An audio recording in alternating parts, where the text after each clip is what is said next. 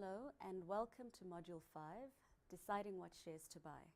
In the previous topic, we looked at the various places where you could find information on shares and companies that you're interested in. And in this topic, we're going to look at what to do with this information. So let's get started.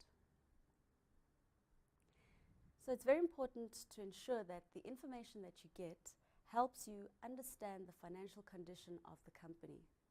So are the sales growing? Is the company in debt? And other useful information. And where's the best place to look for all of this? Well, firstly, it would be the financial statements and also financial ratios. So looking at financial statements, commonly and typically you'd look at the balance sheet. The balance sheet is the statement of financial position, and what you'd be looking there for starters is for the net worth of the company. Now the net worth is simply equal to the total assets of the company minus the total liabilities of the company. And another word for liabilities is debt. And another word for net worth is equity. You might have come across the word equity or even net asset value, NAV.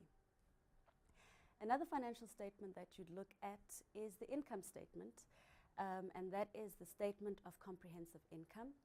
And that's where you get information about the profit of the company. So profit is simply revenue minus expenses. You might have heard people refer to revenue as the sales, so all the total sales that the company makes, or the turnover of the company. So when you take the turnover, the sales, revenue minus your total expenses, it gives you the net profit, also known as the net income. So let's have a look at financial ratios. So once you've got information from your balance sheet and your income statement, you can then combine that information into useful financial ratios, and that's going to help you when you've got to compare companies of different sizes within the same industry, and that'll also help you get a clearer picture of the financial condition or the financial position of the company that you're interested in when it comes to buying shares. So if we look at the balance sheet for starters, you'll see on the slides here we've got company XYZ, their balance sheet.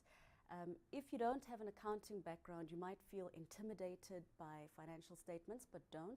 They're actually quite easy to read if you know what you're looking for. If you just take a quick glance at the slides here, you can see it shows assets, equity, and liabilities. And we said that fine, if you're looking for the net worth, where do you look for that? You look at the equity, because net worth is equity. And then if you wanted to find assets, you can easily read that off the balance sheet. You can see the total assets there for this particular company, and also the liabilities. And you can see here you've got current liabilities and you've got non-current liabilities. Liabilities is the debt, so your non-current liabilities would be the long-term debt of the company, and your current liabilities would be the short-term debt of the company, so any debt that needs to be paid back by the company within a year. So what you would do is you would add the current liabilities and the non-current liabilities to get your total liabilities, and when you subtract that from the total assets of the company, you've got the net worth. Quite simple. Then let's move on to the income statement. It's also pretty easy to read and understand. If you look at the one that we've got up on the slides, you can see it's got the total revenues and it's got a list of expenses. So if you're looking to find out what's the net profit of the company, and remember we said that net profit is also the net income or the earnings of the company, you would just read it straight off the income statement, and for revenues you'd get the total revenue line over there, and then also the total expenses, which is basically the sum total of all the expenses that are listed on the income statement.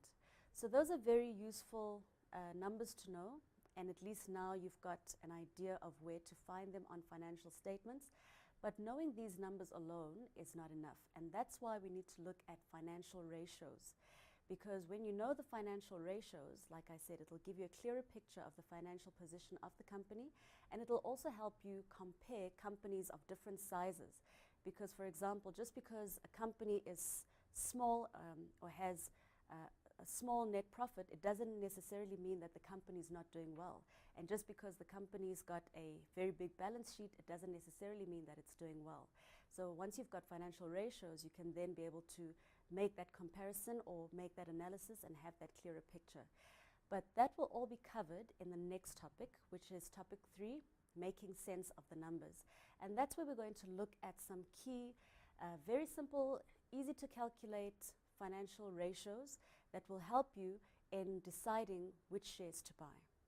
And until then, that's all from me. Take care and goodbye, and look out for Module 3.